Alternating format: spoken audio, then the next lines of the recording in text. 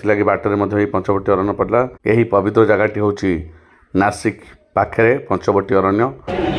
ବର୍ତ୍ତମାନ ଦେଖନ୍ତୁ ଆମର ଦିଲ୍ଲୀର ପ୍ରୟାଗରାଜ ଯା ଇଏ ହେଉଛି ବର୍ତ୍ତମାନ ସେୟା। ଏଠି ଲୋକମାନେ ସବୁ ପିଣ୍ଡ ଦେଉଛନ୍ତି। ତ ବହୁତ ଦିନ ପରେ ଆମେ ଆସୁ ବହୁତ ଥର, କିନ୍ତୁ କେବେ ବି ଏମିତିକା ସୌଭାଗ୍ୟ ଆମେ ପାଇନଥିଲୁ ବୁଲିବା ପାଇଁ। ଯେହେତୁ କାଲି ଆମେ ଆସିଲୁ ସୁରଟ ଆସିଲୁ, ଭାଇ ଆମକୁ ଆଜି ଆଣିକି ନେଇକି ଆସୁଛନ୍ତି ବୁଲିବା ପାଇଁ। ଯାହା ହଉ ଏ ଜାଗା ଦେଖିକି ଆମେ ଧନ୍ୟ ହେଇଗଲୁ। ଆମେ କେବେ ଜୀବନରେ ଭାବିନଥିଲୁ ଏ ଜାଗା ଆସି ବୁଲିବୁ ବୋଲି। ବହୁତ ବଢ଼ିଆ ଜାଗା। ଲୋକ ଏଠିକି ସମାଗମ ହେଉଛନ୍ତି।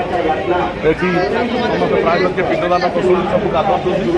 ପ୍ରାୟତଃ ଭଙ୍ଗା ସହିତ ସମାନ। ଇଏ ହେଉଛି ପଞ୍ଚବଟୀ ଅରଣ୍ୟ। ପଞ୍ଚବଟୀ ଅରଣ୍ୟ ହେଉଛି ପଞ୍ଚବାଟୀର ଅରଣ୍ୟ। ଯେତେବେଳେ ରାମ 14 ବର୍ଷ ପାଇଁ ବନବାସ ଆସିଲେ, ଦଶରଥ ତାଙ୍କୁ କହିଥିଲେ ବନବାସ ଯିବା ପାଇଁ, ସେ ଏଇଠି ଆସିକି ରହିଥିଲେ। ଏଇଠି ଆଣିକି ସୀତାକୁ ସେ ଏଠି ଆସିକି ବହୁତ ଦିନ ରହିଥିଲେ ଏବଂ ଏଇଠୁ ମଧ୍ୟ ରାବଣ ସୀତାକୁ ମଧ୍ୟ ହରଣ କରିଥିଲେ। ଏହା ମଧ୍ୟ ଆମେ ଇତିହାସରେ ପଢ଼ିଛୁ, ରାମନାମୀରେ ମଧ୍ୟ ଦେଖିଛୁ। ଯାହା ହଉ ଭାଇ ଆମକୁ ଆସି ଏଠି ପହଞ୍ଚିଛନ୍ତି।